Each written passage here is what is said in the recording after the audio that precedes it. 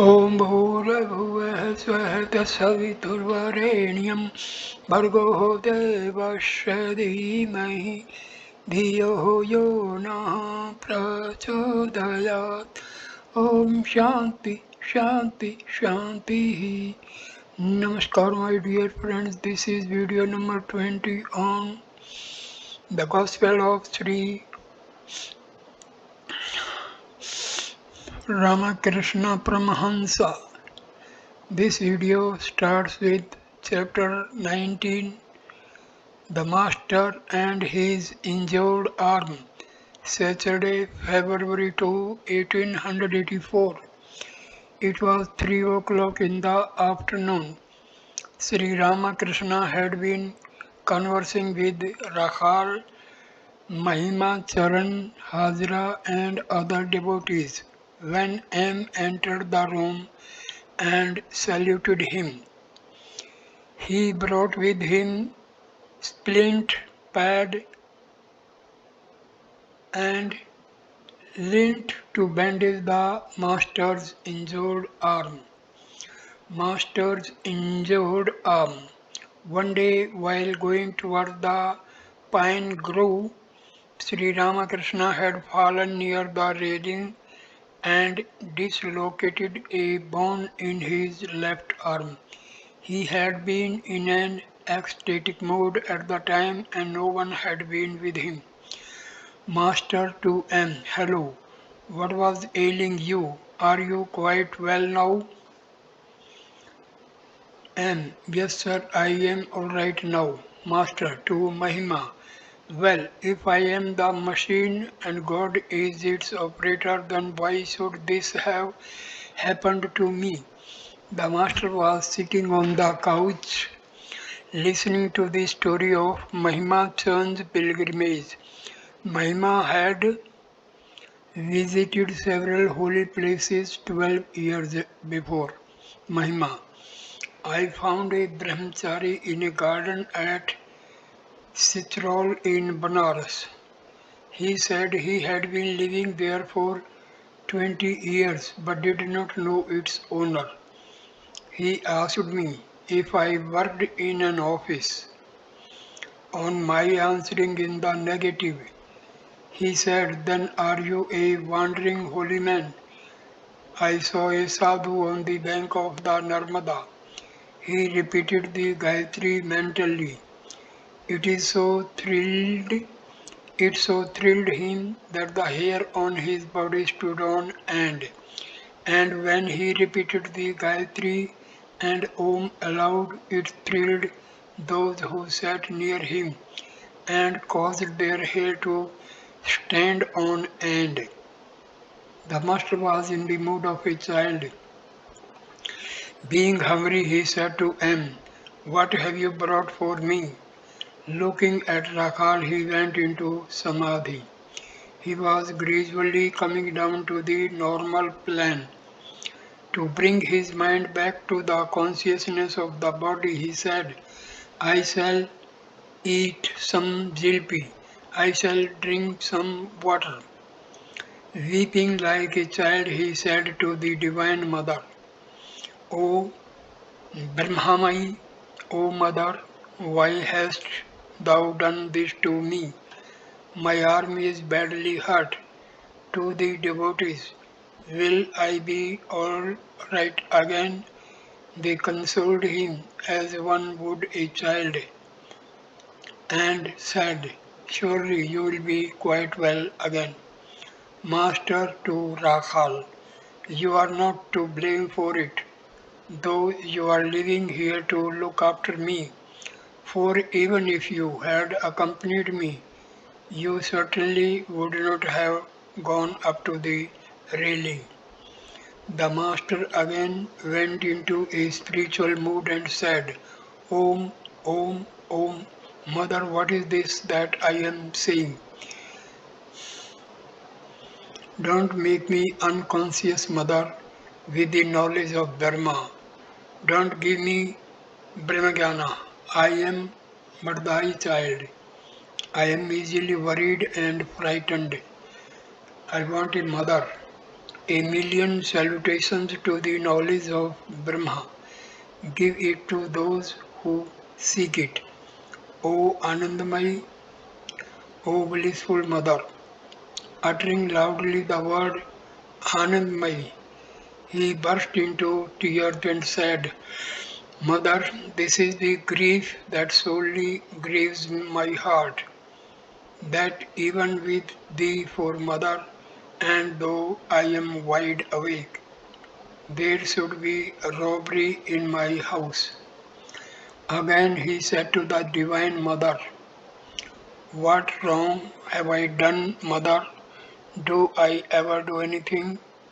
It is thou, Mother, who does everything. I am the machine and thou art its operator. To Rahul, smiling, see that you don't fall. Don't be piqued and cheat yourself. Again addressing the mother, Sri Ramakrishna said, Do I weep because I am hurt? Not at all.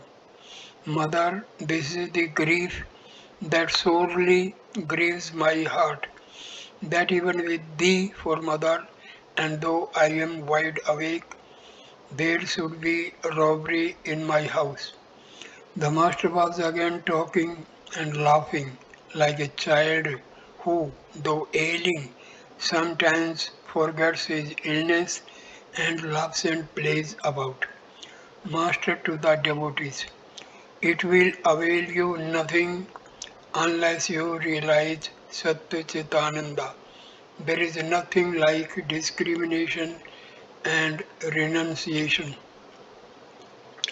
The worldly man's devotion to God is momentary, like a drop of water on a red hot frying pan. Perchance he looks at a flower and exclaims, Ah, what a wonderful creation of God! Yearning for God. One must be restless for God. If a son clamors persistently for his share of the property, his parents consult with each other and give it to him even though he is a minor. God will certainly listen to your prayers if you feel restless for him. Since he has begotten us, surely we can claim our inheritance from him. He is our own father, our own mother. We can force our demand on him. We can say to him, Reveal thyself to me, or I shall cut my throat with a knife.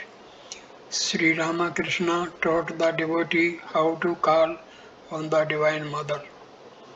Master's prayer to the Divine Mother. Mother, I used to pray to her in this way. O Mother, O blissful one, reveal thyself to me, thou must. Again I would say to her, O Lord of the lowly, O Lord of the universe, surely I am not outside thy universe. I am bereft of knowledge. I am without discipline. I have no devotion. I know nothing. Thou must be gracious and reveal thyself to me. Thus the Master taught the devotees how to pray. They were deeply touched. Tears filled Mahima Chand's eyes. Sri Ramakrishna looked at him and saying, Cry to your mother Shama with a real cry, O mind, and how can she hold herself from you? How can Shama stay away? Several devotees arrived from Sipur. Since they had come from a great distance, the master could not disappoint them. He told them some of the essentials of spiritual life. Master, God alone is real and all else illusory. The garden and its owner, God and his splendor. But people look at the garden only. How few seek out the owner. Prayer and discrimination. A devotee, sir, What is the way? Master. Discrimination between the real and the unreal. One should always discriminate to the effect that God alone is real and the world unreal, and one should pray with sincere longing. Devotee, but sir, where is our leisure for these things? Master, those who have the time must meditate and worship, but those who cannot possibly do so must bow down wholeheartedly to God twice a day. He abides in the hearts of all. He knows that worldly people have many things to do. What else is possible for them? You don't have time to pray to God. Therefore, give him the power of attorney. But all is in vain unless you attend God and see him.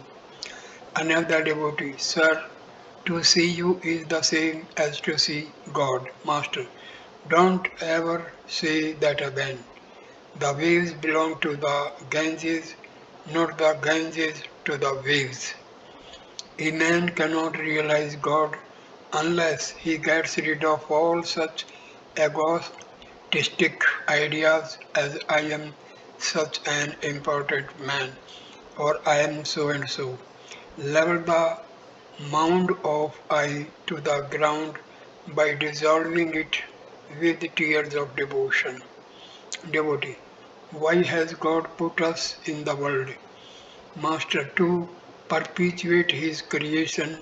It is His will, His Maya. He has deluded man with woman and gold. Devotee, why has He deluded us? Why has He so willed? Master, if but once He should give man a taste of divine joy, then man would not care to lead a worldly life. The creation would come to an end. The grain dealer stores rice in huge bags in his warehouse. Near them he puts some puffed rice in a tray. This is to keep the rats away. The puffed rice tastes sweet to the rats and they nibble at it all night. They do not seek the rice itself. But just think, one seer of rice yields 14 seers of puffed rice. How infinitely superior is the joy of God to the pleasure of woman and gold. To one who thinks of the beauty of God, the beauty of even Ramba and Tilottama appears as but the ashes of a funeral pyre. Devotee, why do we not feel intense restlessness to realize Him? Master, a man does not feel restless for God until all his worldly desires are satisfied. He does not remember the Mother of the universe until his share of the enjoyment of woman and gold is completed. A child absorbed in play does not seek his mother, but after his play is over he says, Mother, I must go to my mother. Herday's son was playing with the pigeons, calling to them, Come, tie, tie. When he had had enough of play, he began to cry. Then a stranger came and said, Come with me, I will take you to your mother. Unhesitatingly, unhesitatingly, he climbed on the man's shoulders and was off. Those who are eternally free do not have to enter worldly life. Their desire for enjoyment has been satisfied with their very birth. At 5 o'clock in the afternoon, Dr. Madhusudan arrived. While he prepared the bandage for the master's arm, Sri Ramakrishna laughed like a child and said, You are the Madhusudan of both this world and the next. Dr. Madhusudan smiling, I only labor under the weight of my name, the power of God's name. Master smiling. Why is the name a trifling thing? God is not different from his name. Satyabhama tried to balance Krishna with gold and precious stones but could not do it. Then Rukmani put a tulsi leaf with the name of Krishna on the scales that balanced the Lord. The doctor was ready to bandage the master's arm. A bed was spread on the floor and the master, laughing, lay down upon it. He said, intoning the words, Ah, this is Radha's, this is Radha's final stage. But Brinde says, who knows what is yet to be. The devotees were sitting around the master, he sang.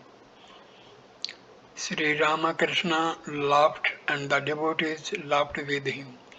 After his arm was bandaged, he said, I have not very much faith in your Calcutta physicians. When Sambhu became delirious, Dr.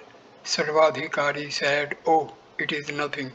It is just grog- grogginess from the medicine. And a little while after, Sambhu breathed his last. It was evening and the worship in the temples was over. A few minutes later, Adhar arrived from Calcutta to see the master. Mahima Charan, Rakhal and M were in the room. Adhar, how are you, master? Affectionately. Look here, how my arm hurts. Smiling, you don't have to ask how I am. Adhar sat on the floor with the devotees. The master said to him, Please stroke here gently. Adhar sat on the end of the couch and gently stroked Sri Ramakrishna's feet. The master conversed with Mahima Charan. Master, I'll be very good if you can practice unselfish love to God. A man who has such love says, O Lord, I do not seek salvation, fame, wealth, or cure of disease. None of these do I seek. I want only Thee. Many are the people who come to a rich man with various desires, but if someone comes to him simply out of love, not wanting any favor, then the rich man feels attracted to him. Prahlada had this unselfish love, this pure love for God without any worldly end. Mahimacharan sat silent. The master turned to him. Ego separates one from Brahma. Master, now let me tell you something that will agree with your mood. According to the Vedanta, one has to know the real nature of one's own self. But such knowledge is impossible without the renunciation of ego. The ego is like a stick that seems to divide the water in two. It makes you feel that you are one and I am another. When the ego disappears in samadhi, then one knows Brahma to be one's own inner consciousness. One must renounce the I that makes one feel I am Mahima Chakravarti. I am a learned man, and so on. But the ego of knowledge does not injure one. Shankaracharya retained the ego of knowledge in order to teach mankind, warning about lust. One cannot obtain the knowledge of Dharma unless one is extremely cautious about women.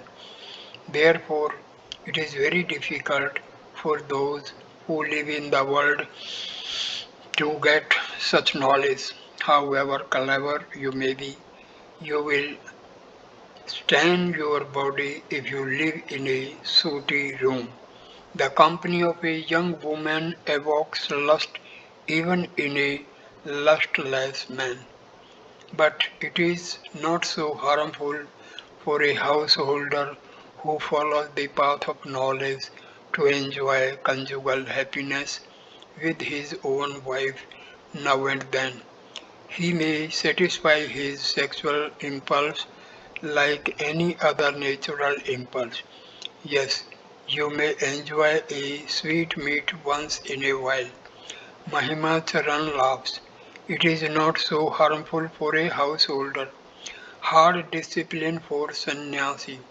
But it is extremely harmful for a sannyasi. He must not look even at the portrait of a woman. A monk enjoying a woman is like a man swallowing the spittle he has already spat out. A sannyasi must not sit near a woman and talk to her, even if she is intensely pious.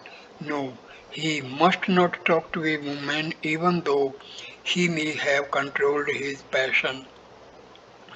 A sannyasi must renounce both woman and gold, as he must not look even at the portrait of a woman, so also he must not touch gold, that is to say money. It is bad for him even to keep money near him, for it brings in its train calculation, worry, insolence, anger, and such evils. There is an instance in the sun. It shines brightly, suddenly a cloud appears and hides it. That's why I did not agree to the Marwadis depositing money for me with Herde. I said no, I won't allow even that. If I keep money near me, it will certainly raise clouds. Why all these strict rules for a sannyasi? It is for the welfare of mankind as well as for his own good. A sannyasi may himself lead an unattached life and may have controlled his passion, but he must renounce woman and gold to set an example to the world. A man will have the courage to practice renunciation if he sees 100% renunciation in a sannyasi. Then only will he try to give up woman and gold. If a sannyasi does not set this example, then who will? One may lead a householder's life after realizing God.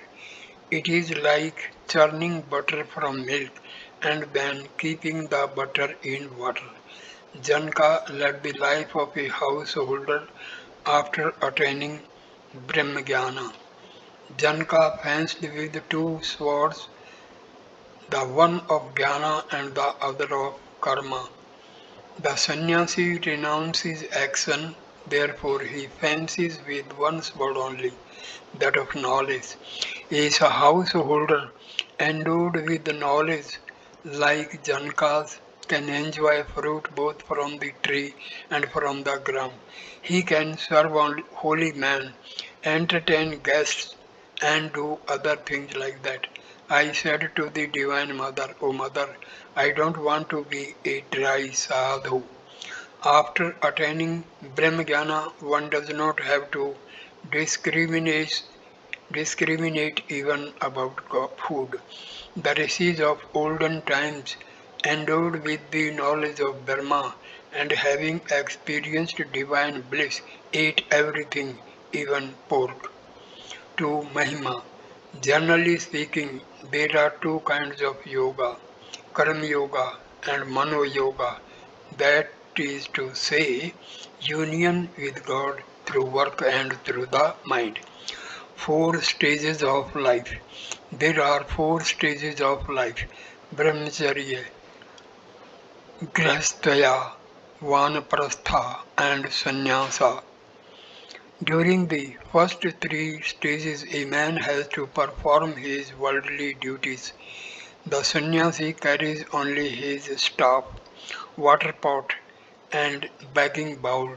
He too may perform certain nitya karma, but his mind is not attached to it he is not conscious of doing such work.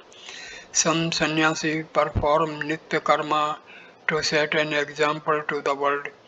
If a householder or a man belonging to the other stages of life performs action without attachment, then he is united with God through such action.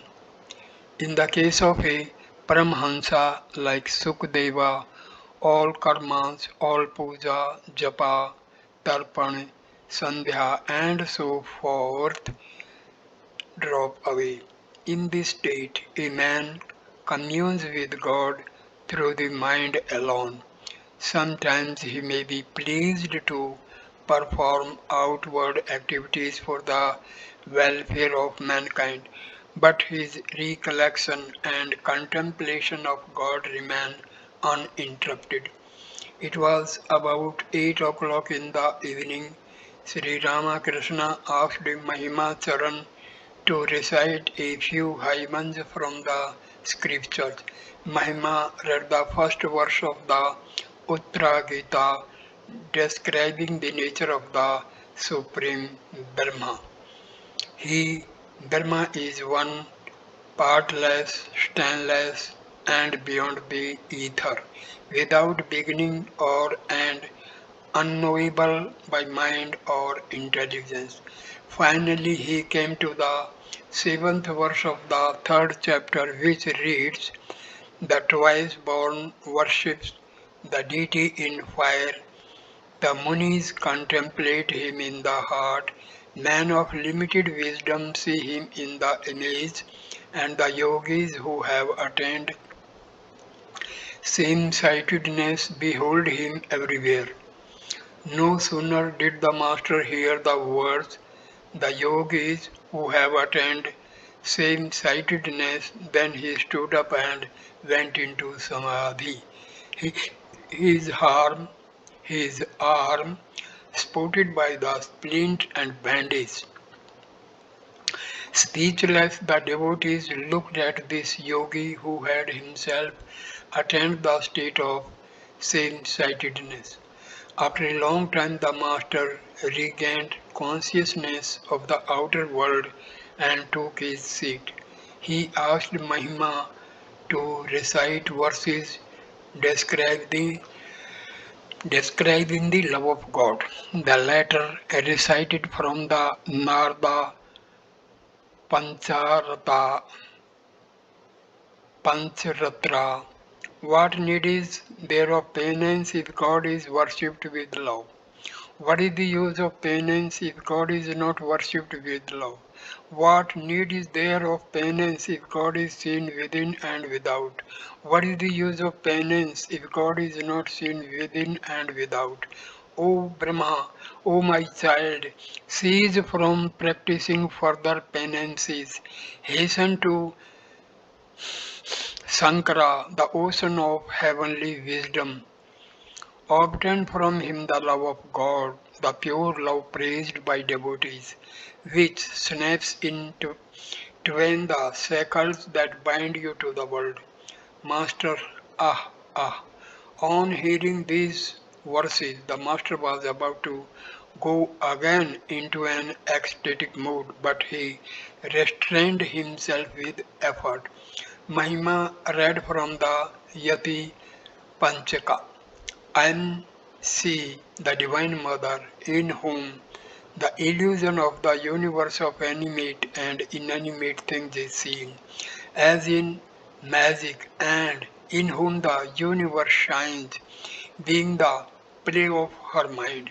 I am she, the embodiment of consciousness, who is the self of the universe, the only existence, knowledge, and bliss. When the master heard the line, "I am she, the embodiment of consciousness," he said with a smile, "Whatever is in the microcosm is also in the macrocosm." Next, Mahima read the six stanzas of Nirvana. Om, I am neither mind, intelligence, ego, nor chitta. neither ears nor tongue, nor the senses of smell and sight, nor am I ether, earth, fire, water, or air. I am pure knowledge and bliss. I am Shiva, I am Shiva.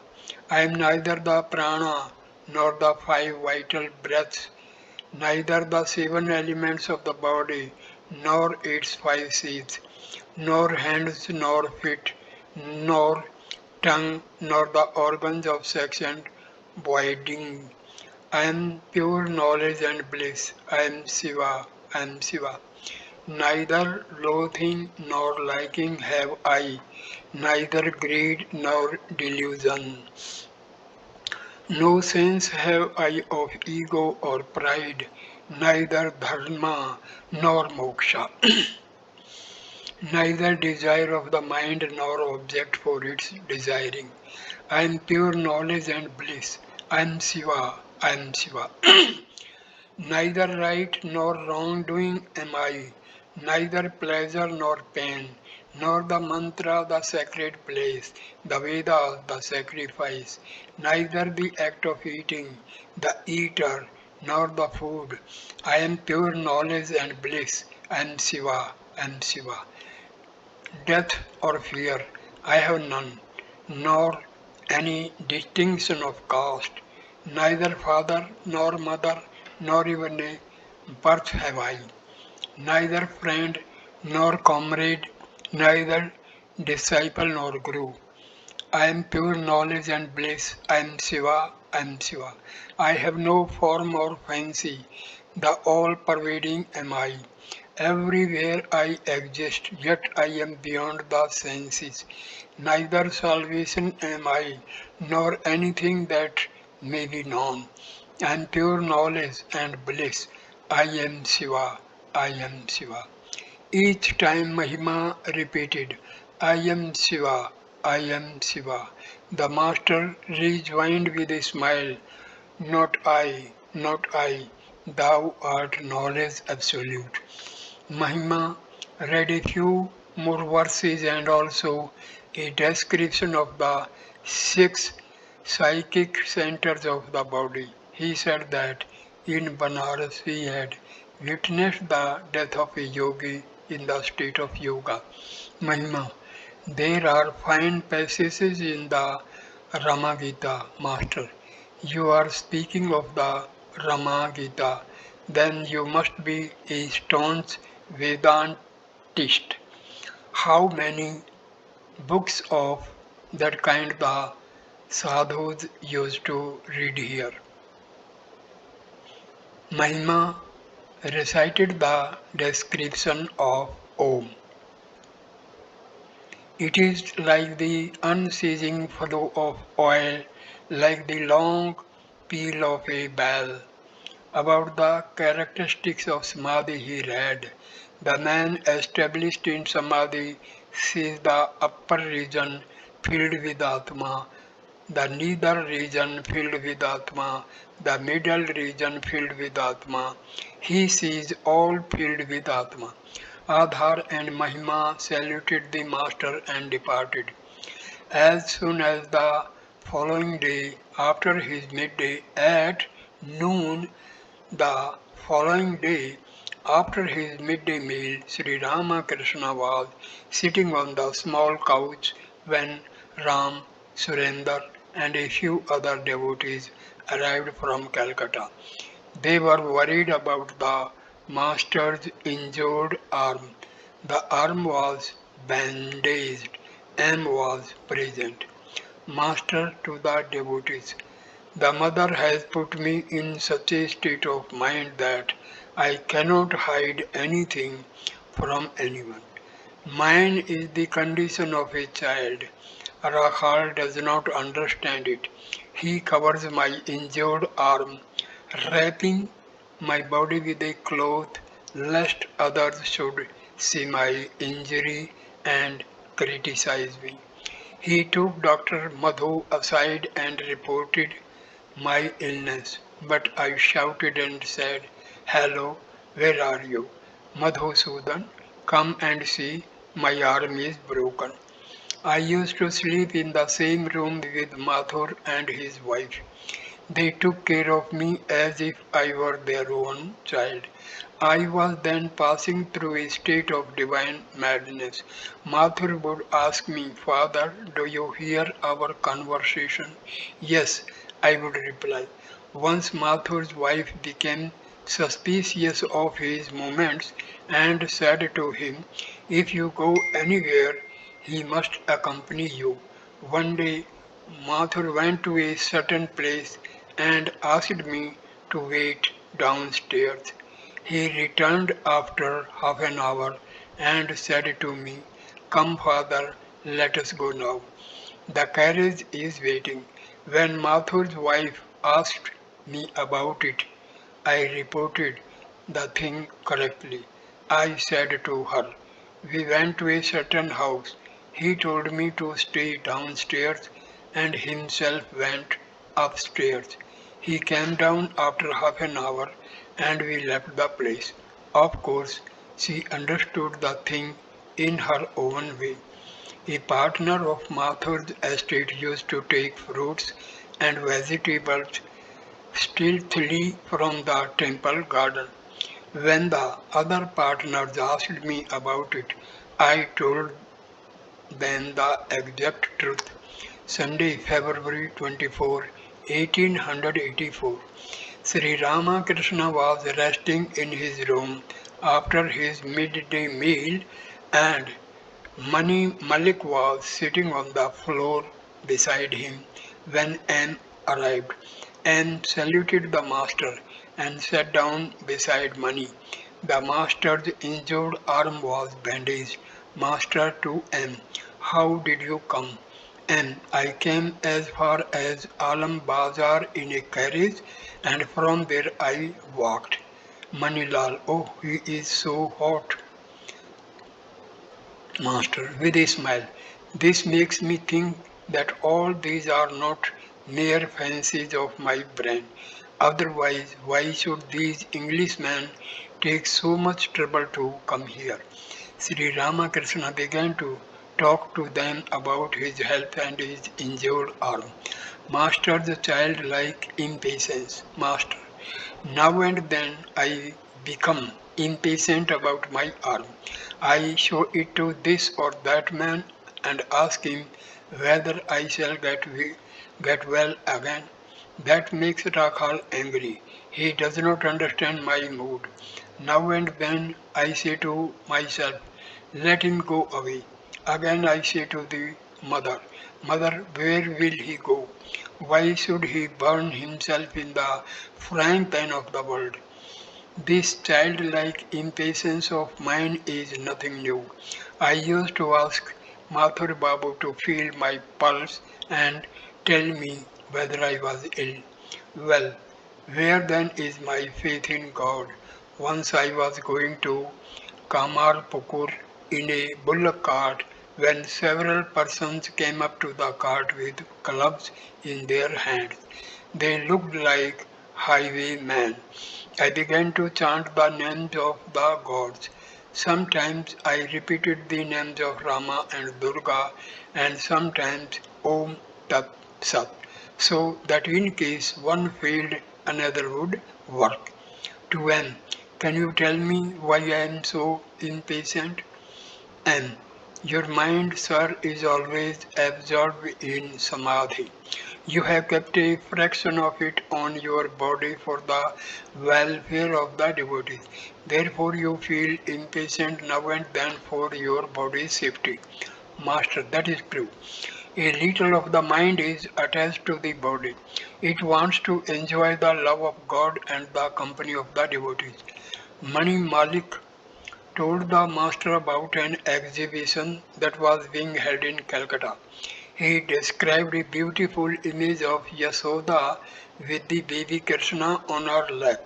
Sri Ramakrishna's eyes filled with tears. On hearing about Yasoda, the embodiment of maternal love, his spiritual consciousness was kindled and he wept. Manilal, if you were not unwell, you could visit the exhibition in the Maidan, Master to him and the others. I I shall not be able to see everything even if I go. Perhaps my eyes will fall on some certain thing and I shall become unconscious. Then I shall not be able to see the rest. I was taken to the zoological garden. I went into samadhi at the sight of the lion, for the carrier of the mother awakened in my mind the consciousness of the mother herself. In that state, who could see the other animals? I had to return home after seeing only the lion. Hence, Jadoo Malik's mother first suggested that I should go to the exhibition and then said I should not. Mani Malik, about 65 years old, had been a member of the Brahmosmas for many years, and Sri Ramakrishna gave him instruction that would agree with his mood. Master Pandit Janarayan had very liberal views. I visited him once and liked his attitude, but his sons wore high boots. He told me he intended to go to Banaras and live there, and at last he carried out his intention, for later on he did live in Banaras and died there. When one grows old, one should retire, like Janarayan, and devote oneself to the thought of God. What do you say, Manilal? True, sir, I don't relish the worries and troubles of the world, Master. Gauri used to worship his wife with offerings of flowers. All women are manifestations of the Divine Mother. To Manilal, please tell them that little story of yours. Manilal, smiling. Once several men were crossing the Ganges in a boat. One of them, a Pandit, was making a great display of his erudition, saying that he had studied various books, the Vedas, the Vedanta, and the six systems of philosophy. He asked a fellow passenger, "Do you know the Vedanta?" "No, revered sir." "The Sankhya and the Patanjala?" "No, revered sir." "Have you read no philosophy whatsoever?" "No, revered sir." The Pandit was talking in this vain way, and the passenger sitting in silence, when a great storm arose and the boat was about to sink. The passenger said to the Pandit, "Sir, can you swim?" "No," replied the Pandit. The passenger said, "I don't know the Sankhya or the Patanjala, but I can swim." Master smiling, "What will a man gain by knowing many scriptures? The one thing needful is to know how to cross the river of the world. God alone is real and all else illusory." While Arjuna was aiming his arrow at the eye of the bird, Drona asked him, "What do you see? Do you see these kings?" "No, sir," replied Arjuna. "Do you see me?" "No." "The tree?" "No." "The bird on the tree?" "No." "What do you see then?" "Only the eye of the bird." He who sees only the eye of the bird can hit the mark. He alone is clever who sees that God is real and all else is illusory. What need have I of other information? Hanuman once remarked, "I don't know anything about the face of the moon or the position of the stars. I only contemplate Rama." To M. Please buy a few fans for our use here. To Manilal, look here, pay a visit to his, meaning M's father. The sight of a devotee will inspire you. God's manifestation as man. To M. Since my arm was injured, a deep change has come over me. I now delight only in the Nara the human manifestation of God. Nitya and Leela, The Nitya is the indivisible Satchitananda, and the Leela or sport takes various forms, such as the Leela as God, the Leela as the deities, the Leela as man, and the Leela as the universe. Vaishnavacharan used to say that one has attained perfect knowledge if one believes in God sporting as man. I would not adopt it then, but now I realize that he was right. Vaishnavacharan liked pictures of man expressing tenderness and love to Manilal. It is God Himself who is sporting in the form of man. It is He alone who has become Mani Malik. The six teach, Thou art Satchitananda. Now and then man catches a glimpse of his real self and becomes speechless with wonder. At such times he swims in an ocean of joy. It is like suddenly meeting a dear relative. To M. The other day, as I was coming here in a carriage, I felt like that at the sight of Babu Ram. When Shiva realizes his own self, he dances about in joy, exclaiming, What am I? What am I? The same thing has been described in the Adhyatma Ramayana. Narada said, O Rama, all men are thy forms, and it is Sita who has become all women. On looking at the actors in the Ram Lila, I felt that Narayana himself had taken these human forms. The genuine and the imitation appeared to be the same. Why do people worship virgins? All women are so many forms of the Divine Mother, but her manifestation is greatest in pure souled virgins. 2m. Why do I become impatient when I am ill? Because the mother has placed me in the state of a child. The child depends entirely on its mother. The child of the maid servant, when he quarrels with the child of the master, says, I shall tell my mother. I was taken to Radha Bazar to be photographed. It had been arranged that I should go to Rajendra Mitra's house that day. I heard that Kesab would be there. I planned to tell them certain things, but I forgot it all when I went to Radha Bazar. I said, O mother, thou wilt speak, what shall I say? I have not the nature of a jnani. He considers himself great. He says, What? How can I be ill? Kaur Singh once said to me, You still worry about your body, but it is my nature to believe that my mother knows everything. It was she who would speak at Rajendra Mitra's house. Hers are the only effective words. One day of light from the goddess of wisdom stuns a thousand scholars. The mother has kept me in the state of a bhakta, a vijnani. That is why I joke with Rakhal and the others. Had I been in the condition of a jnani, I could not do that. In this state, I realize that it is the mother alone who has become everything. I see her everywhere.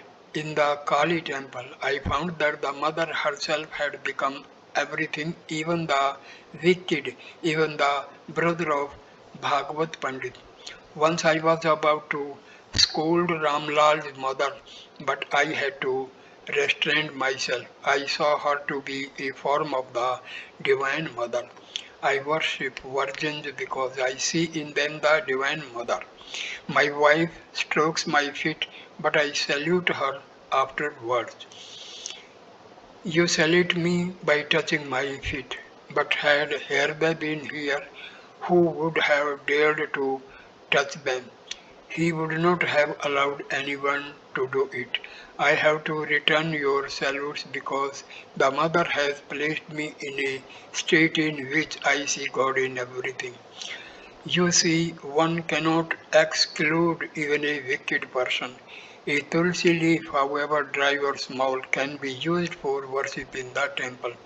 Sunday, March 2, 1884. Trailukya's songs.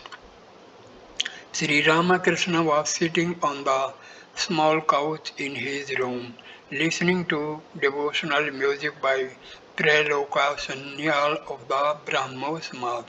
He had not yet recovered from the effects of the injury to his arm, which was still spotted by a splint. Many devotees, including Narendra, Surendra, and M, were sitting on the floor. Narendra's father, a lawyer of the High Court of Calcutta, had passed away suddenly. He had not been able to make provisions for the family, which consequently faced grave financial difficulties. The members of the family sometimes had to go without food. Narendra was therefore passing his days in great anxiety. Preloka sang about the Divine Mother. O Mother, I hide myself in the loving bosom. I gaze at thy face and cry out, Mother, Mother. I sink in the sea of bliss and am lost to sense. In yoga sleep, I gaze with unwinking eyes upon thy face, powerless to turn away. O Mother, I am terrified by this world. My spirit trembles and cries out in fear. Keep me, sweet Mother, in thy loving bosom. Cover me with the spreading skirt of thy love. The Master shed tears of love and cried out, Ah me, ah me.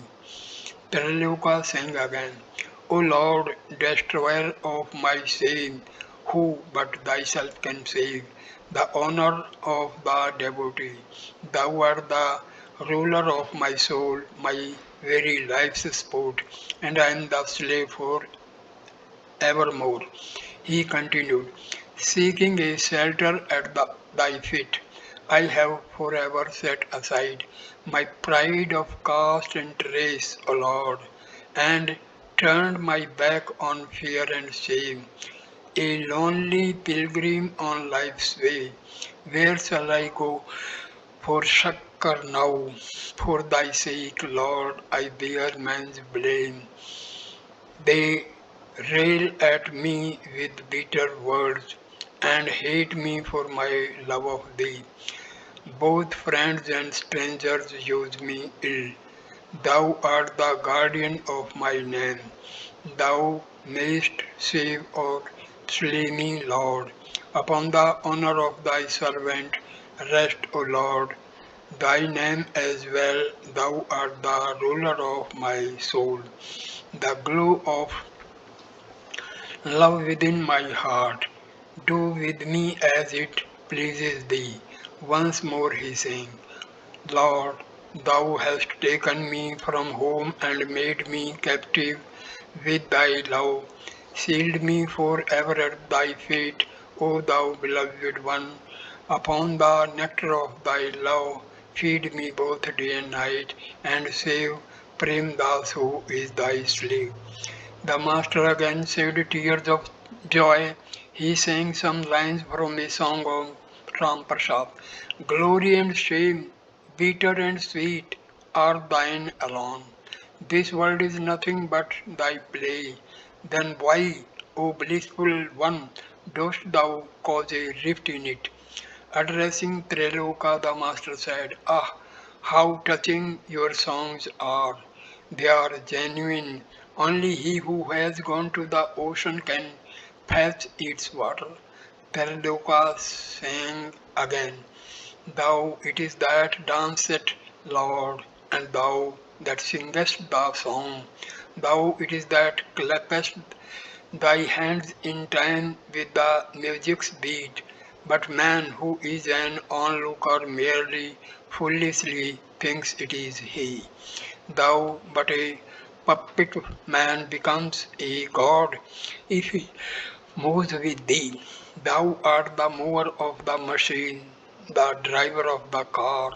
But man is weighed down with woe. dreaming that he is free. Thou art the root of everything, thou the soul of our souls.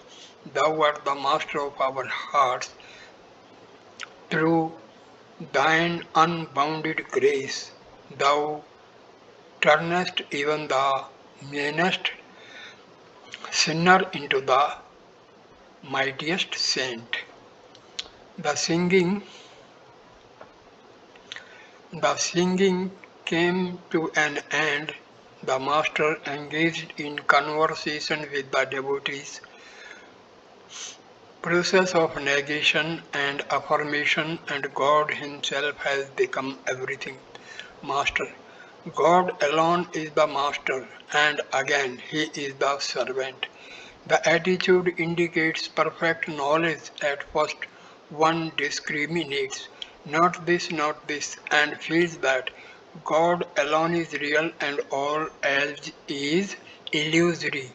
Afterwards, the same person finds that it is God Himself who has become all this, the universe, Maya, and the living beings. First negation and then affirmation. This is the view held by the Puranas. A vilva fruit, for instance, includes flesh, seeds and shell. You get the flesh by discarding the shell and seeds.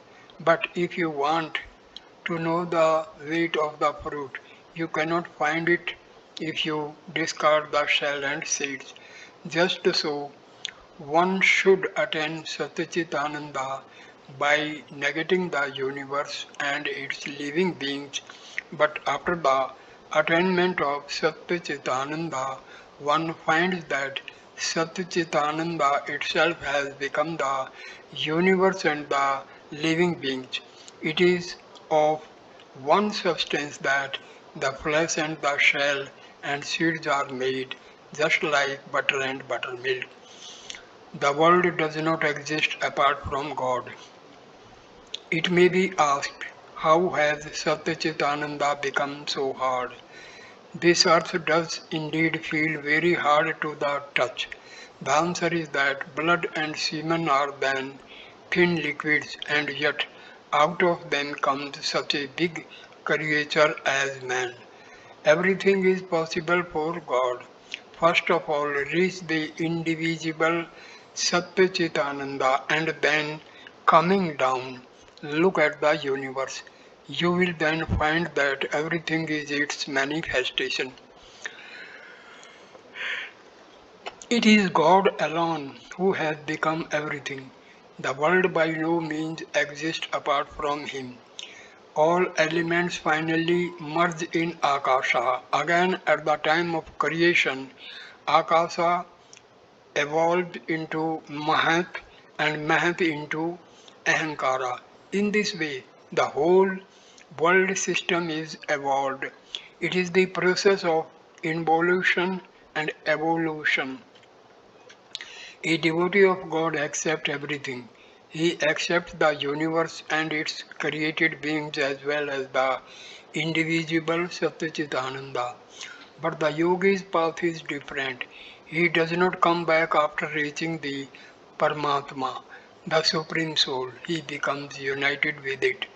The partial knower limits God to one object only. He thinks that God cannot exist in everything beyond that. God cannot exist in anything beyond that. Three classes of devotees. There are three classes of devotees. The lowest one says God is up there. That is he points to heaven. The mediocre devotees say that God dwells in the heart as the inner controller. But the highest devotee says God alone has become everything. All that we perceive is so many forms of God. Narendra used to make fun of me and say, yes, God has become all. Then a pot is God, a cup is God, laughter. Vision of God destroys doubts. All doubts disappear when one sees God. It is one thing to hear of God, but quite a different thing to see him. A man cannot have 100% conviction through mere hearing, but if he beholds God face to face, then he is wholly convinced. Formal worship drops away after the vision of God. It was thus that my worship in the temple came to an end. I used to worship the deity in the Kali temple. It was suddenly revealed to me that everything is pure spirit. The utensils of worship, the altar, the door frame, all pure spirit. Man, animals, and other living beings, all pure spirit. Then, like a madman, I began to shower flowers in all directions. Whatever I saw, I worshipped. One day, while worshipping Shiva, I was about to offer a bell leaf on the head of the image when it was revealed to me that this Virat, this universe itself is Shiva. After that, my worship of Shiva through the image came to an end. Another day I had been plucking flowers when it was revealed to me that the flowering plants were so many buckets. Perloka, ah, how beautiful is God's creation. Master, oh no, it is not that. It was revealed to me in a flash. I did not calculate about it. It was shown to me that each plant was a bucket adorning the universal form of God. Each plant was a bouquet adorning the universal form of God. That was the end of my plucking flowers. I look on man in just the same way. When I see a man, I see that it is God Himself who walks on earth as it were, rocking to and fro like a pillow floating on the waves. The pillow moves with the waves, it bobs up and down. The body has indeed only a momentary existence. God alone is real. Now the body exists and now it does not. Years ago, when I had been suffering terribly from indigestion, Herda said to me, "Do ask the mother to cure you." I felt ashamed to speak to her about my illness. I said to her, "Mother, I saw a skeleton in the Asiatic Society Museum. It was pieced together with wires into a human form. Oh, Mother, please keep my body together a little like that so that I may sing thy name and glories." Why this desire to live? After Ramana's death, Rama and Lakshmana entered his capital and saw Nikasha, his old mother, running away. Lakshmana was surprised at this and said to Rama, "All her children are dead, but still life attracts her so much." Rama called Nikasha to his side and said, "Don't be afraid. Why are you running away?" She replied, "Rama, it was not fear that made me flee from you. I have been able to see all these wondrous actions of yours simply because I am alive. I shall see many more things like this if I continue to live. Hence I desire to live. Without desire the body cannot live." Smiling, I had one or two desires. I prayed to the mother, "O mother, give me the company of those who have renounced woman and gold." I said further, "I should like to enjoy the society of thy Gyanis and Bhaktas. So give me a little strength that I may walk hither and thither and visit those people," but she did not give me the strength to walk. Peldoka, smiling, "Have all the desires been fulfilled?" Master, smiling, "No, there are still a few left." All laugh. The body is really impermanent. When my arm was broken, I said to the mother, "Mother, it hurts me very much." At once she revealed to me a carriage and its driver. Here and there a few screws were loose. The Carriage moved as the driver directed it. It had no power of its own. Why then do I take care of the body? It is to enjoy God, to sing His name and glories, and to go about visiting His Gyanis and Bhaktas. Master's sympathy for Narendra's suffering. Narendra was sitting on the floor in front of the Master to Triloka and other devotees. The joys and sorrows of the body are inevitable.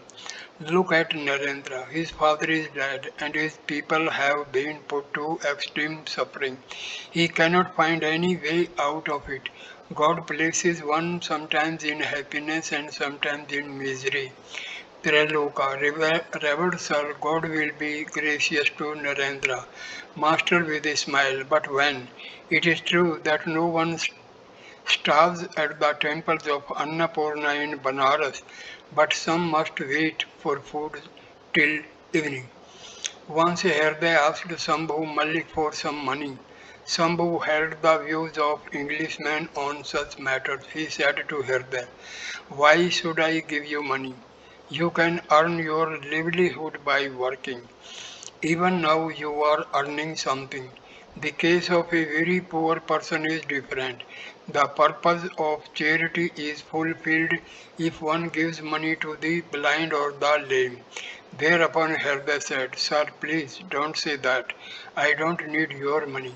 May God help me not to become blind or deaf or extremely poor. I don't want you to give and I don't want to receive. The master spoke as if piqued because God had not yet shown his kindness to Narendra. Now and then he cast an affectionate glance at his beloved disciple Narendra. I am now studying the views of the atheists.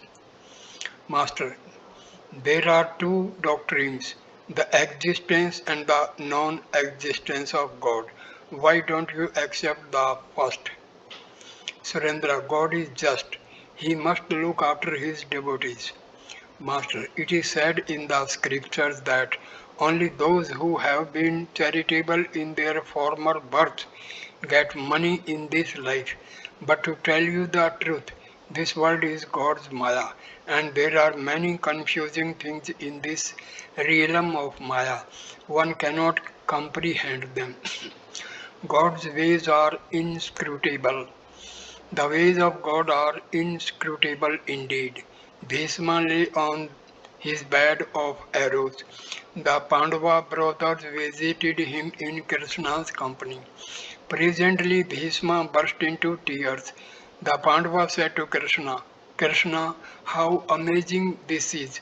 Our grandsire Bhishma is one of the 8 Vasus.